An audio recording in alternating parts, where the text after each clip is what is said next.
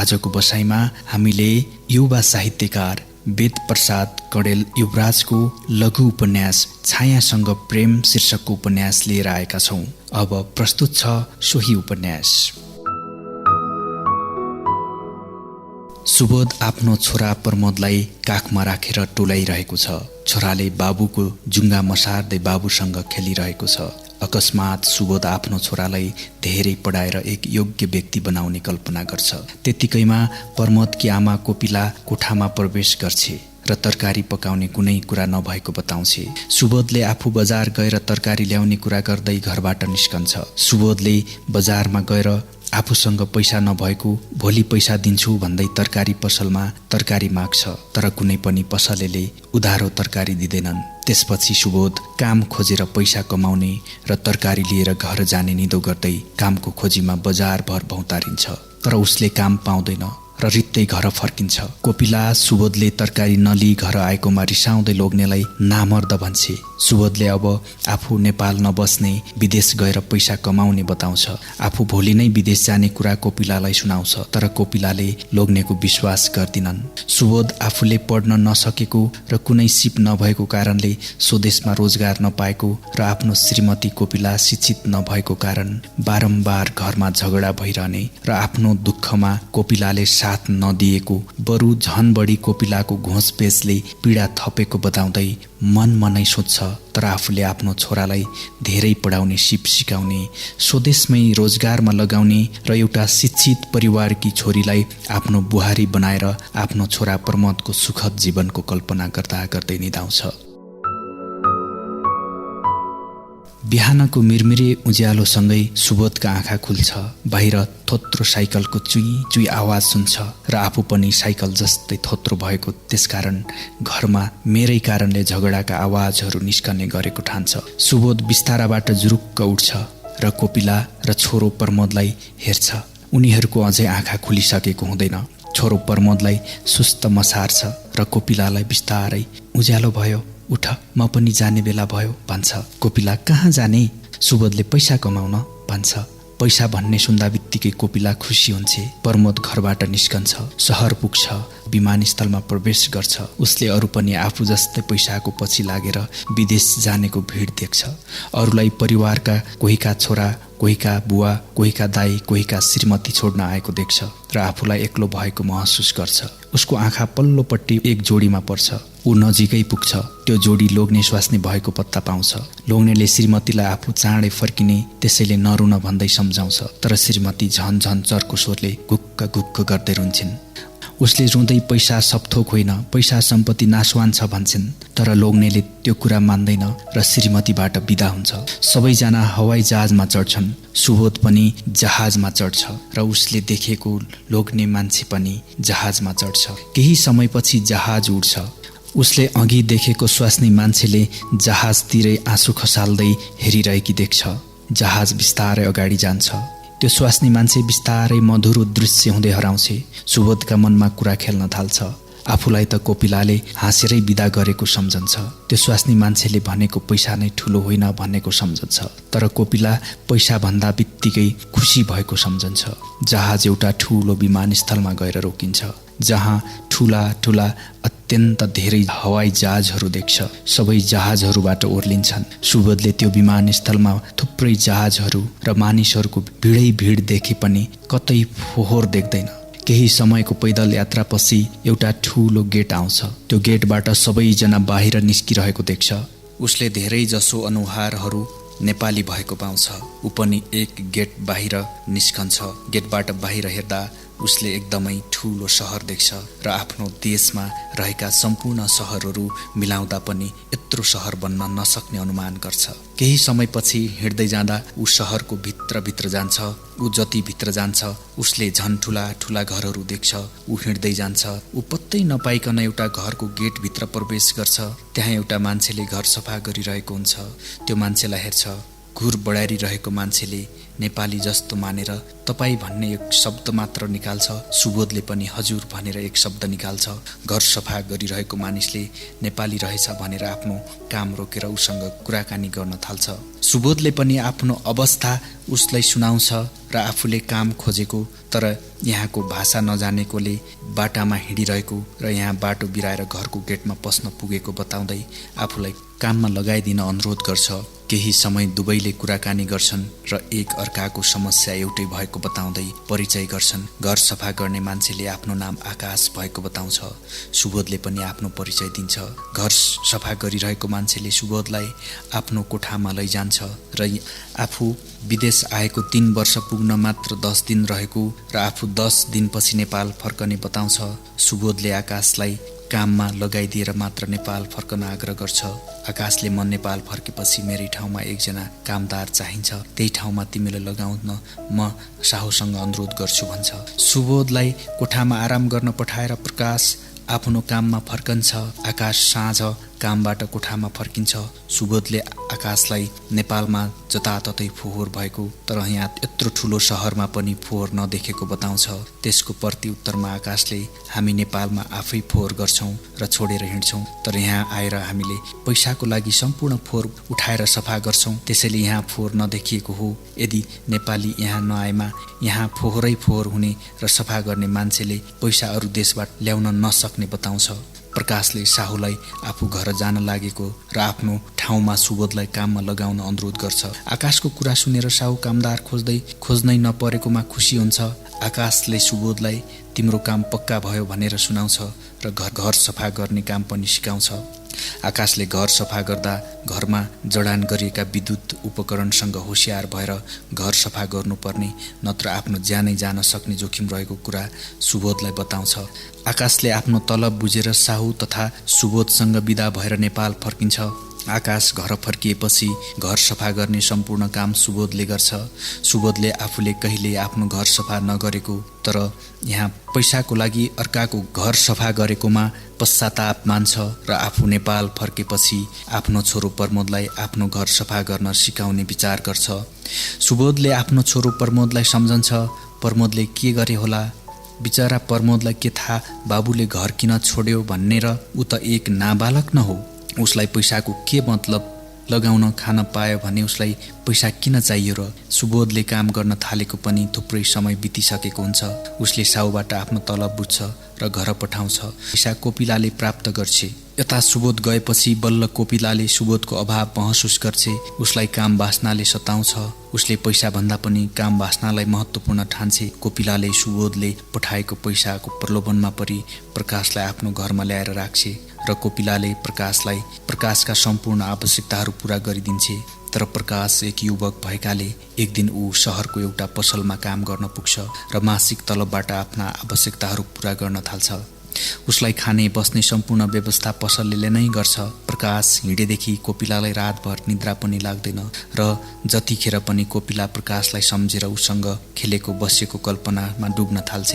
एक दिन कोपिलाले प्रकाश शहरको एक पसलमा काम गरेर बसेको र उसले पसलेकोमा खाने बस्ने गरेर मासिक तलबबाट आफ्नो गुजारा गरेको थाहा पाउँछ। कोपिला शहरका प्रत्येक पसलमा डुलेर प्रकाशको खोजी गर्छ। कोपिलाले पसलमा डुल्दै एउटा पसलमा प्रकाशले चामल खोजिरहेको देख्छ। कोपिला त्यही पसलमा प्रवेश गर्छ। प्रकाशले कोपिलालाई पसलबाट केही चाहिन्छ कि भनेर सोध्छ। कोपिलाले आफू बजारमा सामान किन्न नआएको, तिमीलाई लिन आएको कुरा राख्छ। प्रकाश आफू शहरबाट फर्केर घर नजाने, त्यहाँ आफू बेकामको हुने बताउँछ। कोपिलाले म तिमीले पसलमा काम गरेर कमाउने पैसाभन्दा बढी पैसा दिन्छु र तिमीलाई इष्टमित्रसँग आफ्नो दिदीको छोरो भनेर चिनाउँछु, जाउँ हिँड भन्छी। तर प्रकाश मान्दैन। कोपिलाले तिमी मसँग नगए तिम्रै अगाडि विष खाएर मर्छु भन्छे। प्रकाशले कोपिलाको ज्यान लिन भन्दा उसैसँग जानु नै राम्रो ठान्छ र पसलेसँग आफूले काम छोडेको बताउँदै पसलेबाट विदा भएर कोपिलाको साथमा कोपिलाको घर फर्किन्छ। कोपिलाले प्रकाशलाई आफ्नो घरमा कुनै कुराको अभाव महसुस हुन नदिएर आफ्नो छोरो प्रमोदको भन्दा बढी सेवा प्रकाशलाई दिन्छे। कोपिलाले आफ्नो लोग्ने सुबोध नआउँदासम्म प्रकाशलाई फकाएरै भए पनि जसरी पनि आफ्नो घर राख्छे। प्रकाश बिस्तारै कोपिलालाई माया गर्दै जान्छ र कोपिलालाई छोडेर एक्लै बस्नै नसक्ने अवस्थामा पुग्छ। कोपिला पनि प्रकाशलाई प्रेमको नाटक गर्छे, जुन प्रेमको नाटक प्रकाशले बुझ्न सक्दैन। कोपिलाले पसलेबाट प्रकाशलाई छुट्याएर ल्याउँदाको बाचा अनुसार प्रकाशलाई पैसा दिन्छे, तर प्रकाशले पैसा लिँदैन र प्रेमको अगाडि पैसाको कुनै मूल्य हुँदैन। जसरी वास्तविक मान्छेको अगाडि मान्छेको शालिगको मूल्य हुँदैन, त्यसरी नै प्रेमको अगाडि पैसाको महत्त्व हुँदैन। पैसा भौतिक सम्पत्ति नाशवान वस्तु हुन्, तर प्रेम सधैँ जीवित रहन्छ, कहिल्यै मर्दैन भन्छ। कोपिला आफ्नो बाचा मान्न अनुरोध गर्छे, तर प्रकाश पहिलेको बाचा कसम अहिलेको अवस्थामा काम नलाग्ने भएकाले र पहिलेको अवस्था र अहिलेको अवस्था फरक भएकाले नयाँ बाचाको कसमको आवश्यक भएकाले नयाँ बाचा कसम खान कोपिलालाई अनुरोध गर्छ। कोपिलाले तिम्रो बाचा सहजै मान्छु भन्छे। प्रकाशले कोपिलालाई हामी सधैँ सँगै हुन्छौँ, सँगै हिँड्छौँ। कोपिलाले तिम्रो बाचा सहजै मान्छु भन्छे। प्रकाशले कोपिलालाई हामी सधैँ सँगै हुन्छौँ, सँगै हिँड्छौँ र सँगै बाँच्छौँ भनेर कसम खान पठाउँछ। कोपिलाले कसम नखाएमा प्रकाशले छोडेर जान्छ भन्ने डरले कोपिलाले प्रकाशसँग सँगै जीवन बिताउने, सँगै बाँच्ने भनेर कसम खान्छे। कोपिलाको कसमले प्रकाश खुसी हुन्छ। प्रकाशले कोपिलाको हरेक काम, हरेक भावना, हरेक आवश्यकता र हरेक चाहनामा साथ दिन्छ। कोपिलाले प्रकाशलाई आवश्यकता भन्दा बढी ध्यान दिँदा उसले आफ्नो छोरो प्रमोदको स्याहारमा समय दिन सक्दिन। विद्यालयमा भर्ना भए पनि उसले आफ्नो उपलब्धि हासिल गर्न सक्दैन। कोपिला र प्रकाश सहर जाँदा, मेला हेर्न जाँदा, घरमा रहँदा, रात दिन जुनसुकै समयमा पनि एकैसाथ रहेको देख्दा इष्टमित्रले कोपिला र प्रकाशको सम्बन्धको बारेमा कुरा उठाउन थाल्छन्। एक दिन कोपिलालाई छिमेकीले प्रकाशसँगको सम्बन्ध के हो भनेर सोध्छन्। छिमेकीलाई कोपिलाले प्रकाश आफ्नो दिदीको छोरा भएको र ऊ आफ्नो छोरा समान भएको बताउँछे। छिमेकीले प्रकाश र कोपिलाको अनैतिक सम्बन्ध भएको बताउँछन्, तर कोपिलाले प्रकाश आफ्नो दिदीको छोरो भएको, ऊ छोरा समान भएको बताउँदै के आमा छोराको अनैतिक सम्बन्ध हुन सक्छ भनी छिमेकीलाई प्रति प्रश्न गर्छे। कोपिलाको प्रति प्रश्नको उत्तर दिन छिमेकीले सक्दैनन्। कोपिला घर आएर प्रकाशलाई छिमेकीसँग आफूले दिदीको छोरो भनेर मनाउन असफल भएको बताउँछे। तर प्रकाश कोपिलासँग बस्न थालेदेखि नै प्रमोदले प्रकाशलाई अङ्कल भन्ने गरेको थियो। अब कोपिलालाई प्रकाशसँग रहेको अनैतिक सम्बन्धलाई लुकाएर राख्न छोरो प्रमोदले प्रकाशलाई अङ्कलको ठाउँमा दाजु भन्नुपर्ने बाध्यात्मक अवस्था सिर्जना भएकाले प्रमोदले प्रकाशलाई दाजु भन्न नसिकाउँदासम्म प्रकाश र प्रमोदलाई अरूको अगाडि भेट नगराउने उपाय सोध्दछे। प्रकाशलाई घरमा प्रमोदले अङ्कल भनेमा पिटेर दाजु भन्दै पिटिन्छ र फेरि अङ्कल भनेमा नाक कान काट्ने भनेर डर देखाइन्छ। प्रमोद बिचारा जम्मा 8 वर्षको बालक न हो, उसलाई आफ्नी आमा कोपिला र प्रकाशको सम्बन्धको बारेमा केही थाहा हुँदैन। उसले पहिलोचोटि प्रकाश घर प्रवेश गर्दा प्रकाशलाई अङ्कल भन्छ र प्रकाशलाई अङ्कल भन्ने बानी परेको छ। उसले अब प्रकाशलाई दाजु भन्न सक्दैन। प्रमोद अङ्कल भनेकोमा नाक कान काटिन्छ भन्ने डरले ऊ प्रकाशलाई केही नाता नभनिकनै बोल्दछ र सकेसम्म नबोलेरै बस्न थाल्दछ। प्रमोद बिस्तारै बढ्दै जान्छ, तर पनि उसको बालापनमा रहेको नाक कान काटिन्छ भन्ने डर ठुलै हुँदासम्म रहिरहन्छ। एक दिन प्रकाशसँगै पढ्ने रोहितको बुवाले प्रमोदलाई घरमा बोलाउँछन्। रोहितको बुवाले प्रमोदलाई चकलेट दिन्छन्। प्रमोदले रोहितको बाबुले दिएको चकलेट खान्छ र चकलेट साह्रै मिठो भयो, अझै छ भनेर सोध्छ। प्रमोदले रोहितको बुवाले दिएको चकलेट खान्छ, चकलेट साह्रै मिठो भयो, अझै छ भनेर सोध्छ। रोहितको बुवाले तिम्रो घरमा बस्ने को हो नि भनेर सोध्छ, तर प्रमोदले रोहितको बुवालाई उत्तर दिँदैन। ले किन तिमीले चिन्दैनौ र भन्छ। प्रमोदले चिन्छु भन्छ। अनि को हो त? प्रमोदले नाक काट काटिन्छ भन्छ। अरू केही बोल्दैन। प्रमोदले नाक कान काटिन्छ, अरू केही बोल्दैन। प्रमोदको कुरा सुनेर रोहितको बुवा छक्क पर्छन्। उनले केही कुरा बुझ्दैनन्। प्रमोदले रोहितले सधैँ चकलेट खान पठाउँछ, तर आफूले कहिल्यै चकलेट खान नपाएको। यदि आफ्नो पनि बुवा भएको भए विद्यालय छोड्न जाने, चकलेट खान पाउने थिए भन्दै मनका कुरा खेलाउँदै घर पुग्छ। प्रकाश र कोपिला कुरा गरिरहेका हुन्छन्। उनीहरू एक अर्कामा अङ्कमाल गरिरहेका हुन्छन्। प्रकाशले एकचोटि मन्टो उठाएर प्रमोदलाई हेर्छ। बिचरा प्रमोद प्रकाशलाई देख्ने बित्तिकै उसले नाक कान काटिन्छ भन्ने सम्झिन्छ र डराएर अर्को कोठामा जान्छ।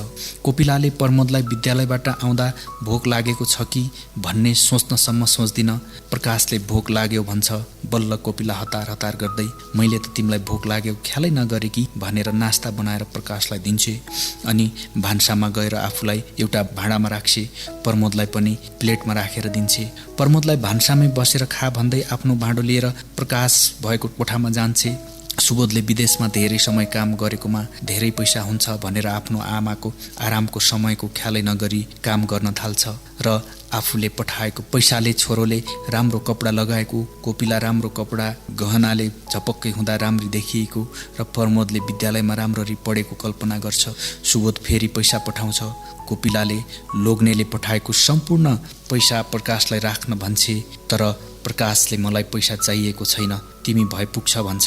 कोपिलाले सुबोध आउने थाहा नहुँदासम्म आफैले राखेर सुबोध आउने बेलामा प्रकाशलाई पैसा दिएर फकाएर घरबाट अन्यत्र पठाउन सोच बनाउँछे। प्रकाश कोपिलालाई आफ्नै श्रीमती नै सम्झिन्छ। उसले कोपिलाका हरेक काममा पहिले भन्दा बढी सघाउँछ।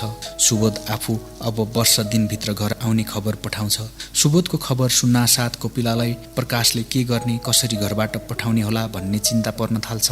कोपिला प्रकाशले छाडोस् भन्ने उद्देश्यले प्रकाशलाई पहिलेको जस्तो व्यवहार नगरी अन्यत्रीको जस्तो व्यवहार गर्छे। आफ्नो पहिलेको नाटकीय प्रेमलाई जुडाएर घृणा गर्न थाल्छे।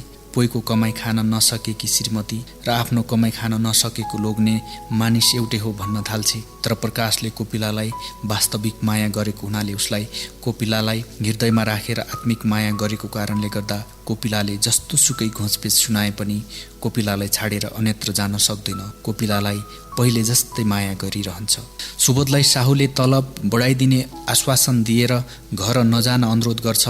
सुबोधलाई कोपिला कस्ती भई होली, छोरो कस्तो भयो होला, छोराले मलाई खोजिरहेको होला भन्ने कल्पना गर्छ। सुबोधले म यत्रो समयसम्म घरमा नजाँदा कोपिला रिसाएकी होली भनेर कोपिलालाई फोन सम्पर्क गर्छ। कोपिलालाई साहुले घर नजा भनेको तथा तलब बढाइदिने बताउँछ। कोपिलाले तलब बढाइदिने सुन्ने बित्तिकै अहिले घरमा प्रमोदले पनि राम्रै पढेको र घरको अवस्था पनि राम्रै भएको नआउन भन्छे। बिचरा सुबोध कोपिलाले छिटो आउन भन्छे भन्ने आशामा सम्पर्क गरेको त कोपिलालाई सम्पर्क गरेपछि घर जाने आफ्नो बाटो रोकिएको ठान्छ र कोपिलालाई छोराको राम्रो ख्याल राख्न भन्दै केही समय आफू घर नआउने बताउँछ। कोपिला केही समय सुबोध नआउने भएपछि मन ढुक्क गराएर प्रकाशलाई घृणा गरेकी कोपिला पुनः प्रकाशलाई नाटकीय प्रेमको खेल खेल्छे र आफूले घृणा गरेको तथा चित्त दुखाएकोमा माफी देऊ भन्छे। प्रकाशले कोपिलालाई अन्तरात्मादेखि प्रेम गर्छ। त्यसैले उसले कोपिलाको चालै नबुझी तिमीले मलाई माया गरे पनि मेरो लागि प्रेम नै हो, घृणा गरे पनि म प्रेमकै रूपमा मायाकै रूपमा ग्रहण गर्छु, त्यसैले मसँग माफी मागिरहनु जरुरत छैन।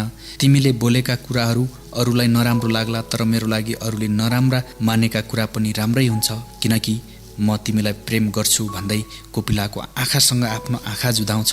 कोपिलाले आफू विवाहित भएर पनि तिमी अविवाहित प्रेम प्राप्त भएकोले खुसी छु भन्छे। प्रकाशले प्रेममा धन सम्पत्ति जात भात सानो ठुलो राम्रो नराम्रो विवाहित र अविवाहित केही हुँदैन। प्रेमलाई न त उमेरले छेक्न सक्छ, न त स्वास्नीले लोग्नेलाई, न त लोग्नेले स्वास्नीलाई, न त लोग्नेले स्वास्नीलाई। प्रेमलाई त कसैले पनि छेक्न सक्दैन भन्छ। कोपिलाले तिमीले मलाई यति धेरै माया गर्छौ, यदि मलाई कालले लगेर म मरे भने प्रेमलाई कालले त छेक्न सक्छ नि, होइन र? प्रकाशले भन्छ तिमीले भनेको जस्तो कालले छेक्न सक्ने प्रेम वास्तवमा प्रेम हो जसलाई कालले छेक्न सक्छ।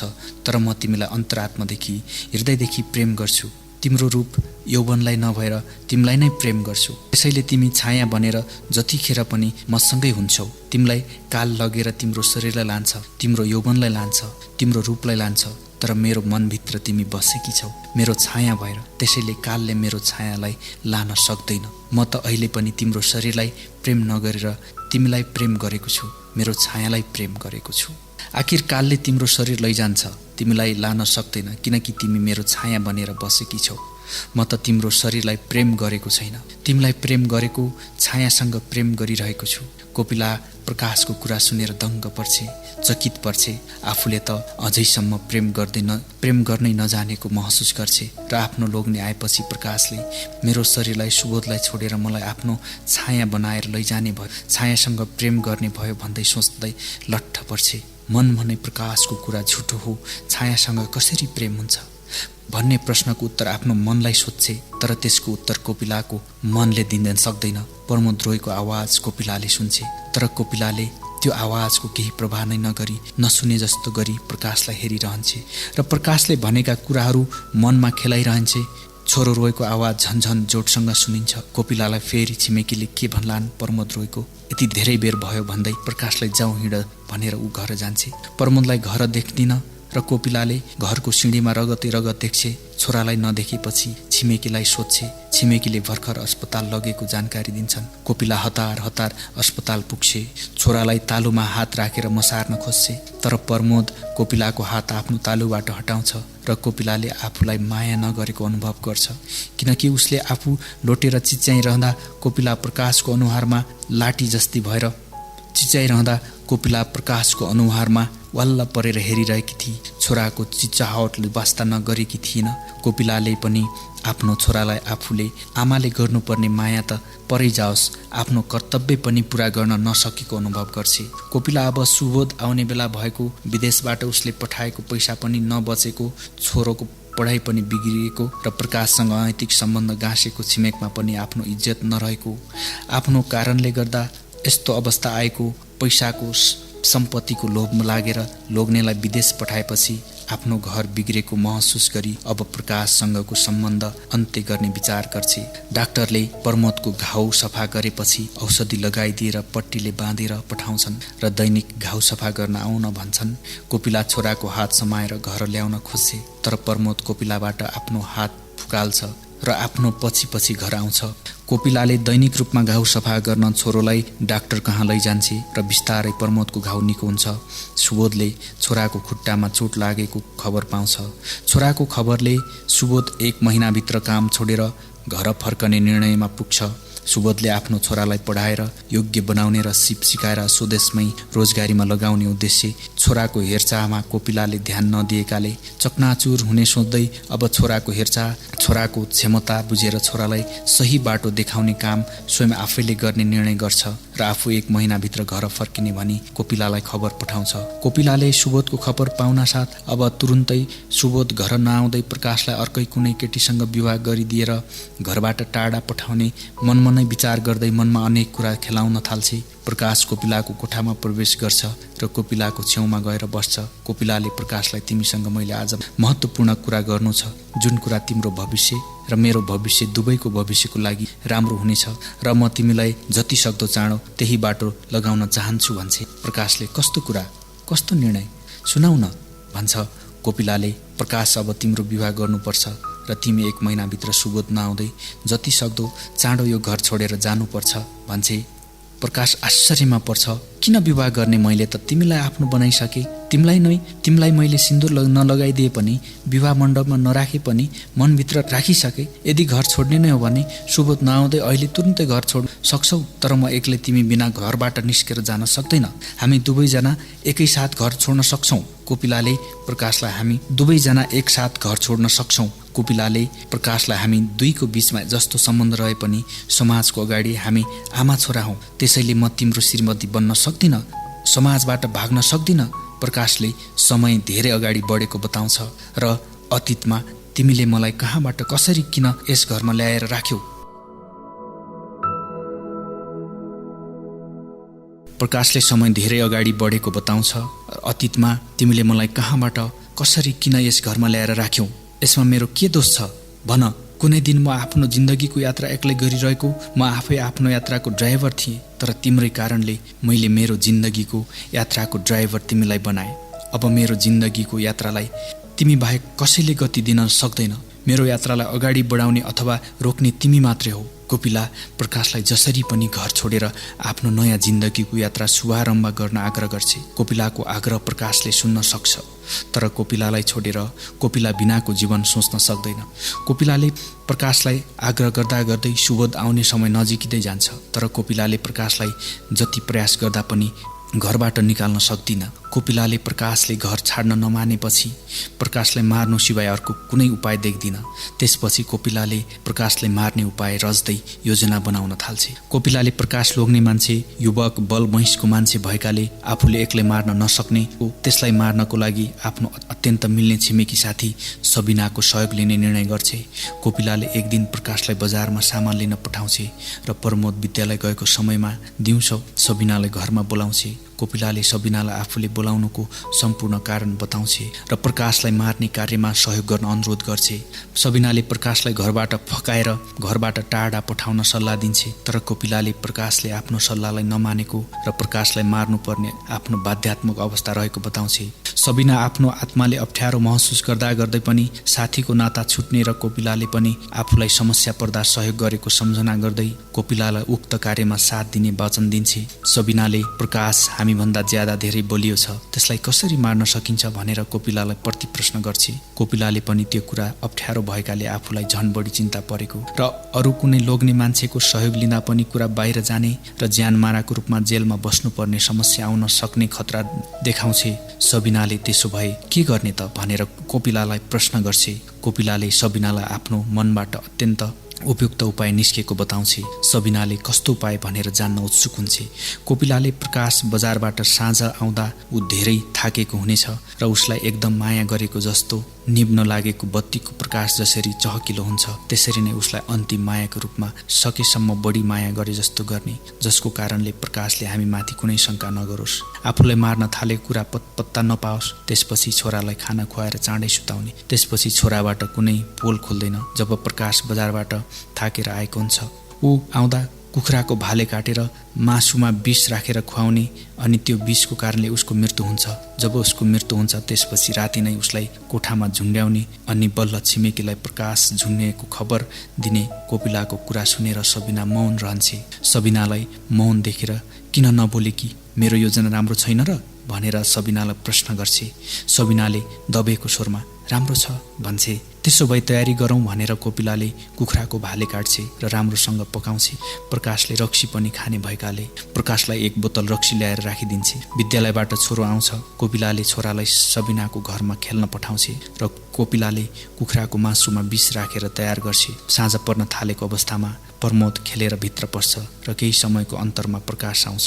प्रकाशले गाडी नपाएको कारणले ज्यादै थाकेको र भोक लागेको बताउँछ। कोपिलाले प्रकाशलाई कोठामा आराम गर्न पठाउँछ। प्रकाश धुलो भएको हातखुट्टा मुख धुन्छ र कोठामा गई बिस्तारामा पल्टिन्छ। कोपिलाले छोरालाई भान्सामा लैजान्छ र छिटो छिटो खाना खुवाएर सुताउन लैजान्छ। प्रमोद विद्यालयबाट आएदेखि नै अँध्यारोसम्म खेलेको कारणले तुरुन्तै भुतुक्कै निदाउँछ। सबिनाले पनि घरमा गई सबैलाई खाना खुवाएर कोपिलाको घरमा आउँछ। कोपिलाले बोतलमा रक्सी दिन्छ र रक्सी खाएपछि थकाइ मेटिन्छ भन्छ। प्रकाशलाई मासु पनि दिन्छ। प्रकाशले कोपिला र सबिनालाई पनि मासु खान आग्रह गर्छ। सबिनाले आफूलाई ज्वरो आएको बताउँदै मासु खान अस्वीकार गर्छ। कोपिलाले पनि आफूलाई दिउँसैबाट पेट दुखेको र पेट दुख्न छाडेमा केही समयपछि खाने कुरा गर्छ। प्रकाश कोपिला र सबिनाको अनुहारमा हेर्दै आफ्नो भोक मेट्न छिटो छिटो मासु र रक्सी खाँदै जान्छ। कोपिलाले प्रकाशलाई उक्साउँदै सबै मासु नखाएमा आफू रिसाउने बताउँछ। प्रकाशले कोपिलाले आफूलाई धेरै माया गर्छ भन्दै सबै मासु र एक बोतल रक्सी सिद्ध्याउँछ। केही समयपछि प्रकाशलाई विषले आक्रमण गर्न थाल्छ। एक्कासी पल्टिएर आत्तिन थाल्छ। कोपिलाले प्रकाशको टाउको आफ्नो काखमा राखेर केही हुँदैन भनेर प्रकाशलाई थुम्थुम्याउँछ। प्रकाशले जोडसँग खुट्टा र हात फाल्छ। झन्झन आत्तिन थाल्छ। प्रकाश आत्तिएर ढोका खोलेर भाग्न थाल्छ। कोपिलाले बाहिर अँध्यारो छ भनेर प्रकाशलाई रोक्न खोज्छ र सबिनाले ढोकामा चुक्कुल लगाउँछ। प्रकाशले ढोकामा टाउको ठोक्छ र पल्टिन्छ। मुखबाट फिँज निकाल्छ। प्रकाश विषले गर्दा बेहोस जस्तो भएर पल्टिन्छ। कोपिलाले डोरी प्रकाशको घाँटीमा लगाउँछ र घाँटीमा एकदमसँग डोरो कस्छ। बिस्तारै प्रकाशले कोपिलाको अनुहारमा हेर्छ र आफ्नो प्राण त्याग गर्छ। कोपिला आत्तिन थाल्छ र पङ्खा लगाउने छडमा डोरी झुन्ड्याएर प्रकाशको शरीरलाई सबिना र कोपिलाले उठाउँछन् र डोरी तानेर प्रकाश आफै झुन्डिएर मरेको हो भन्ने पार्न डोरी कस्छन् र प्रकाशको लासलाई एकटकसँग हेर्छन्। कोपिलाले आफू सफल भएको सम्झिन्छे भने सबिनाले आफूले गलत साथीको सङ्गत गरेको कारण प्रकाशको हत्यामा संलग्न हुन पुगेकोमा पश्चाताप गर्छे। सबिनाले अब के गर्ने भनेर कोपिलालाई आत्तिँदै सोध्छे। कोपिलाले अब दुवैजना चिच्याउँदै छिमेकमा गुहार माग्ने र प्रकाश झुन्डिएर मर्यो भन्ने भन्छे। दुवैजना राति एक्कासी चिच्याउँदै गुहार गुहार गर्दै घरबाट बाहिर निस्कन्छन्। छिमेकीहरू गुहार गुहारको आवाज सुनेर हतार हतार गर्दै सबिनाको घरमा मान्छेहरूको भिडभाड हुन्छ। प्रकाशको खुट्टाले भुइँमा अलिकति छोएको देखेर धेरैजसो मानिसले प्रकाश आफै नझुन्नेर उनीहरूले नै मारेर झुन्ड्याएको भन्दै एक आपसमा खासखुस कुरा गर्छन्। बिस्तारै उज्यालो हुन थाल्छ र प्रहरी कार्यालयबाट प्रहरीहरू आउँछन् र प्रकाश झुन्डिएको डोरी, प्रकाशको उचाइ सबै कुरा नापेर प्रकाशको घाँटीमा अड्डिएको डोरी काट्छन्। प्रकाशको लास कोठामा लम्पसार परेर सुतिरहेको हुन्छ। प्रहरीले प्रकाशको लासलाई पोस्टमार्टम गर्नका लागि लैजान गाडीको व्यवस्था गर्छन् र अनुसन्धानको लागि कोपिला र सबिनालाई प्रहरी कार्यालयमा लैजान्छन्। प्रहरी कार्यालयमा प्रकाशको लास पुर्याइन्छ र प्रहरी हौलदारले कार्यालयको प्रमुख अविनाशलाई प्रकाशको लास आएको बताउँछ। अविनाशले आफूले चिनेको अस्पतालमा प्रकाशको लासलाई पोस्टमार्टम गर्न निर्देशन दिन्छ। अविनाशको निर्देशन अनुसार उक्त अस्पतालमा डाक्टरले प्रकाशको लासलाई पोस्टमार्टम गर्छ र सम्पूर्ण शरीरको जाँच गर्छ र प्रकाश विष खाएर मरेको रिपोर्ट निकाल्छ। डाक्टरले अविनाशलाई फोन गरेर प्रकाश विष खाएको कारणले मरेको बताउँछ। अविनाशले रिपोर्ट गोप्य राख्न अनुरोध गर्दै फोन काट्छ र बाहिर प्रकाशको लासलाई दाह संस्कार गर्न कुरेर बसेका मानिसलाई प्रकाशको रिपोर्ट केही समयपछि प्रहरी कार्यालयमा पुग्छ। तपाईको लासलाई प्रहरी कार्यालयमै लैजानुहोस् भन्छ। एक समूहले प्रकाशको लासलाई गाडीमा राखेर प्रहरी कार्यालयमा लैजान्छन्। प्रहरी कार्यालयमा पुगेपछि अविनाशले तपाईको रिपोर्ट पछि पाउनुहुन्छ। घटनाको अनुसन्धानको लागि सबिना र कोपिलालाई थुनामा राख्न आदेश दिँदै तपाईहरू आफ्नो लासलाई दाह संस्कारको लागि लैजान सक्नुहुन्छ भन्ने कुरा गर्छ। एउटा समूहले प्रकाशको लासलाई परम्परा अनुसार अन्तिम दाह संस्कार गरेर घर फर्किन्छन्। इष्टमित्रले कोपिला र सबिनाले प्रकाश मारेको कुरा मिलाउँदै प्रहरीले ठिक गरेको भन्दै अविनाशको प्रशंसा गर्दछन्। सुबोध विदेशबाट घर फर्कन्छ। सुबोध घर आएपछि आफ्नो घरमा तालचा मारेको देखेर आश्चर्यमा पर्दै छिमेकीलाई कोपिला तालचा मारेर कहाँ गएकी? के कोपिलालाई त सन्चै छ? के प्रमोदलाई त ठिक छ? भन्दै एकाएक प्रश्न गर्छ। छिमेकीले सुबोधले सोधेको एउटा पनि प्रश्नको उत्तर दिन सक्दैनन्। वरिपरि सुबोध आएको हल्ला फैलन्छ। धेरै जसोले बिचरा सुबोधले अब के गर्ने होला भन्दै कुरा खेलाउँछ। एउटा प्रमोदसँगै पढ्ने सम्राटले तिम्रो बुवा आउनु भएको छ भन्छ। प्रमोदले कहाँ भनेर सम्राटलाई सोध्छ। सम्राटले तिम्रो घर भन्छ। प्रमोद बाबा बाबा भन्दै दौडिँदै घर पुगेर सुबोधको खुट्टा समाउँछ। सुबोधले आफ्नो छोरो प्रमोदलाई उचाल्छ र काखमा राखेर छोराको अवस्था देखेर बरबर्ती आँसु खसाल्छ। इष्टमित्रले जिल्ल परेर सुबोध र प्रमोदलाई हेरिरहन्छन्। सुबोधले छोरासित आमा खोइ भनेर प्रश्न गर्छ। प्रमोदले आमालाई प्रहरीले लगेको बताउँछ। सुबोधले कहिले हो बाबु भनेर प्रश्न गरेपछि बल्ल इष्टमित्रले सम्पूर्ण घटनाको बारेमा बताउँछन्। सुबोधले घर छोडेर विदेश जानुले नै परिवार बिग्रेको आफ्नो छोरालाई राम्रो बनाउने सपना बेकार भएको महसुस गर्दै छटपटाउन थाल्छ र सकेसम्म आफ्नो आँखाबाट आँसु नखसोस् भनेर बल गर्छ। ऊ अरूलाई आफ्नो दुःख देखाउन खोज्दैन र यता जाउँ कि उता जाउँ गर्छ। सुबोधको छिमेकी गगनले साँचो मसँग छ, आजै हाम्रो घर बस्नुहोस् भनेर अनुरोध गर्छ। सुबोध आफ्नो घरमा बस्ने निदो गरेर साँचो माग्छ र तालचा खोल्छ।